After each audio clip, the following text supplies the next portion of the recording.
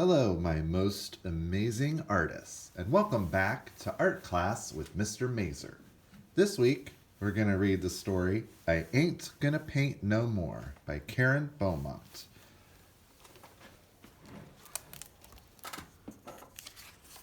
I Ain't Gonna Paint No More by Karen Beaumont. One day, my mama caught me painting pictures on the floor, and the ceiling, and the walls, and the curtains, and the door. And I heard my mama holler like I never did before. You ain't a-gonna paint no more. I ain't gonna paint no more, no more. I ain't gonna paint no more. That's what I say, but there ain't no way that I ain't gonna paint no more. So I take some red and I paint my head. Now I ain't gonna paint no more. Aw, what the heck? Gonna paint my neck. Now I ain't gonna paint no more. Still, I just can't rest till I paint my chest. Now I ain't gonna paint no more. Guess there ain't no harm if I paint my arm. Now I ain't gonna paint no more. I ain't gonna paint no more, no more. I ain't gonna paint no more. But I just can't stand not to paint my hand. Now I ain't gonna paint no more. Then I see some black, so I paint my back. Now I ain't gonna paint no more. Like an Easter egg, gonna paint my leg. Now I ain't gonna paint no more. Still, I ain't complete till I paint my feet. Now I ain't gonna paint no more. I ain't gonna paint no more, no more. I ain't gonna paint no more. But I'm such a nut, gonna paint my... What? Y'all don't faint, 'cause there ain't no paint. So I ain't gonna paint no more. And that is the end. So we're gonna be doing kind of some painting today. So we're gonna start with a nice big sheet of paper. And if you're at home, I hope you watch the video Chicka Chicka Boom Boom, because this art project is very inspired by that.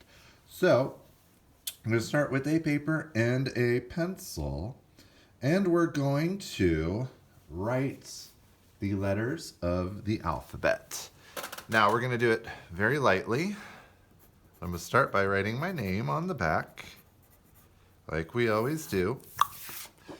Now, in writing the letters of the alphabet, I'm going to write A to Z on this paper. Now, you can choose to write lowercase or uppercase. If you want to write them in cursive, if you know cursive, go for it. So I'm going to start with the letter A. Now, in pencil, I'm going to do this very lightly because we're going to be going over this in a minute. So there's the A, and I'm going to do a capital B. Now, you may want to vary the size of your letters. Maybe do some that are bigger, some that are smaller. I'm just going to rotate my paper around. I'm going to do a capital G over here. And H. I. Do a capital J. K, L. Now my name's Mr. Mazer, so I'm going to do a nice big M, N, O, P, Q, R. Now I'm starting to run out of room, so I'm going to find spaces where I can fit the rest of my letters in.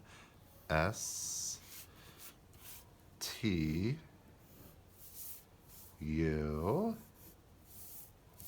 V, W. I've got a couple left. X, Y. I think I'm going to do a Y this way.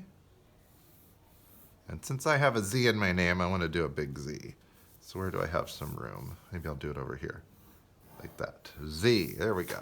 So when you're drawing out your letters, it's important to vary your size, do them in different directions. So it helped me to turn my paper different ways so that I could get them all in there.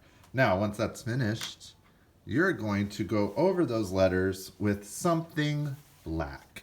Now at school, we're going to use these. These are kind of like a bingo dauber or bingo stamper. Where you can see you screw off the top, and it has a little pad at the top there, and the ink will come through there. And we're going to trace our letters with that. Now I know most of you at home won't have those, so you could use black paint and a paintbrush and go over the letters with that. You could use a black marker, a black Sharpie. You could also use a black crayon. So anything that will make those letters black and create some really good contrast. So if you're at school and using the bingo daubers, here's how we're going to use those. So you're going to take the dauber, twist to get the cap off, and there should be a nice foam top there. Now this one hasn't been used yet. If it was used, that tip would be black.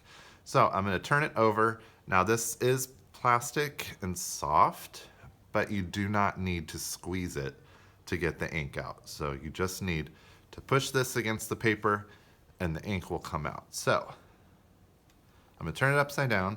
Now the first time I trace the letter, the ink's not going to come out. So I'm going to trace over my letters a couple times. And the more there it goes. There's my ink. So I'm going to trace all my letters. So as you can see from this, I need to make my letters kind of big so that I can fit them. If I did super tiny letters like this A, it may be kind of hard for me to trace that if it's super small. So that's why we need to do nice big letters today. And we're going to trace over all of those. Now, I think I could probably get that A. There we go. Yep. This B might be a little too small too. Oh, I got it.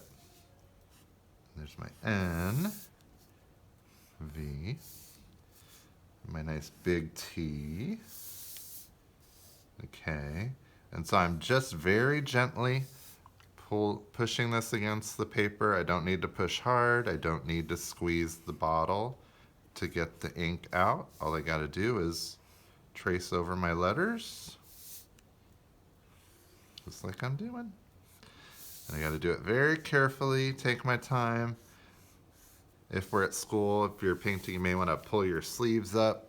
Make sure you're not dragging your sleeve through that, as Mom and Dad will be very upset with me when you go home today. So make sure you're being careful and you're not dragging any of your arm or clothes through there. Now, once I have finished and I have all my letters outlined with this nice black, I'm going to take my bingo dauber. I'm going to twist that lid back on and we'll return this and Mr. Mazer will clean it. And we're going to hold our artwork with two hands like this, take it to the rack, and we will be finished. So, boys and girls at home, if you're doing this, remember I said you could use any kind of black Sharpie, marker, paint, crayon to go over your letters. And do save it because we are going to be doing something with this next week. Hope you had fun and we'll see you next time.